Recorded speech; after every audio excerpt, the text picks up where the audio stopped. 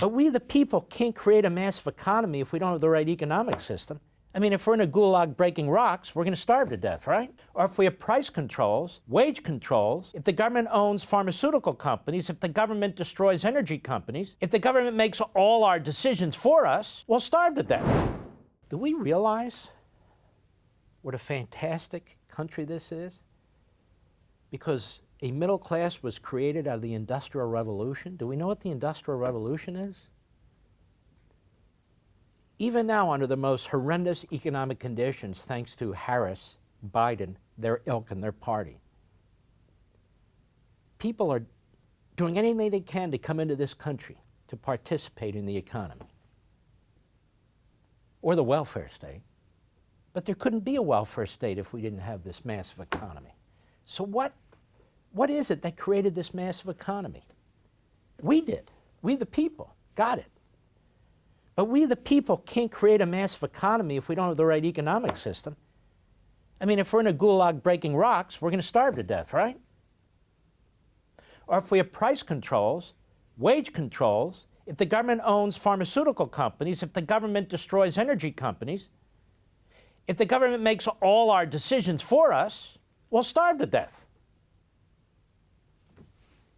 I did that show here once, and I did it on Fox, iPencil. 2.5 million bureaucrats in Washington, D.C., they couldn't make a pencil if their lives depended on it. But we, the people, can. The invisible hand, Adam Smith. Brilliant. It's true. Let me ask you a question. When you woke up this morning, you had breakfast. You had cereal? Eggs, maybe? Some toast? Yogurt? Maybe some orange juice or juice of some kind? Milk? Where'd it come from?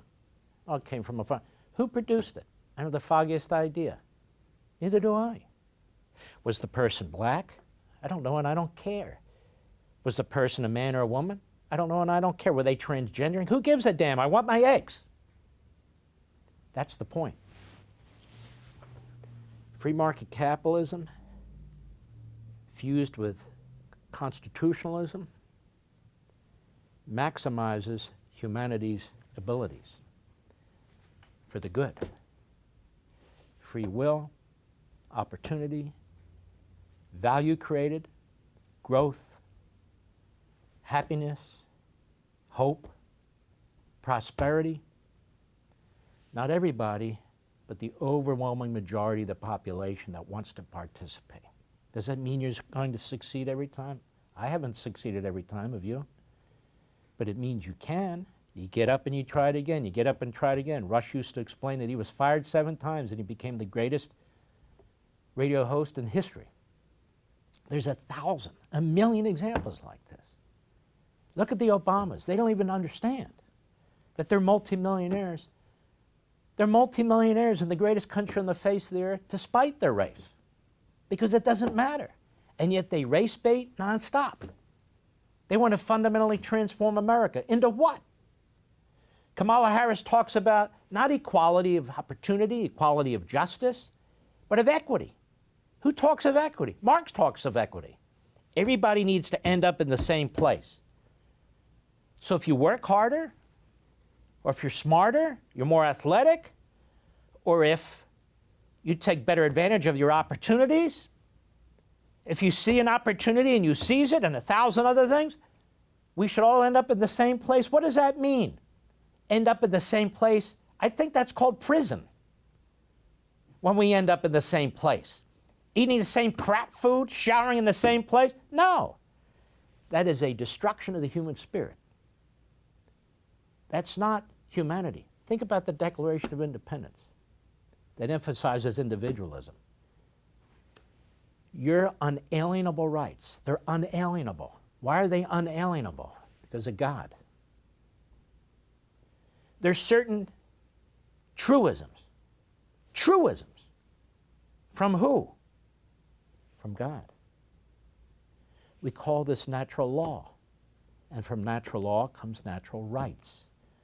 You have certain God-given rights, unalienable rights. That's what your Declaration of Independence says. So people who want to fundamentally transform America don't believe in that. They believe in Marx, American Marxism. I heard it said, why do we keep talking about the past? Let's talk about the future. That's Marx. The past is to be rejected. It's poisonous, it's cancerous. It is to be destroyed. We need a complete new whiteboard to create a new society. So history is not to be used to learn anything, it's to be expunged. The monuments come down. Sound familiar? The framers are destroyed. The founders are destroyed. The founding documents written by white racists and slaveholders. Forget about all that. The world begins today. What world begins today? The world we say begins today. So knowledge is to be destroyed. The chain that leads one generation to the next, ancestor to present day, is to be eliminated. The family unit. Can't have parents deciding on children abortions. Can't have parents deciding on whether you mutilate their children. The tie between parents and children must be broken.